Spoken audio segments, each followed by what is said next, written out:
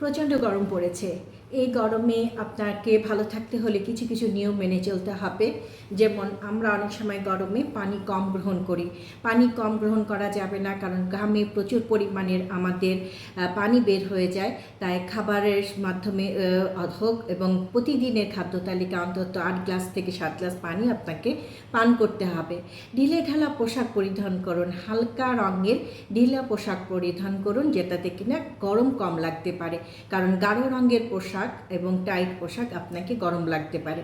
বাইরে বের হওয়ার সময় প্রোটেকশন নেবেন, অর্থাৎ ছাতা নেবেন, স্কিনে সানস্ক্রিন ব্যবহার করবেন, যেটাতে আপনাকে গরম থেকে রক্ষা করবে এবং আপনাকে স্কিনে বিরূপ প্রতিক্রিয়া থেকে রক্ষা করবে।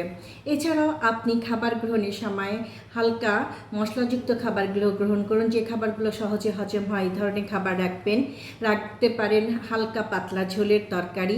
এছাড়াও প্রচুর পরিমাণে শাকসবজি এবং ফলমূল।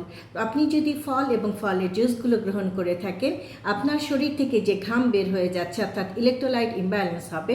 এই ফলের জুসগুলো গ্রহণ করার মাধ্যমে আপনার ইলেকট্রোলাইট ব্যালেন্স হবে। এভাবে আপনি যদি কিছুটা নিয়ম মেনে চলেন, এই গরমে আপনি কিছুটা হলেও স্বস্তি বোধ করবেন এবং ভালো থাকতে পারবেন। ভালো থাকুন, ধন্যবাদ।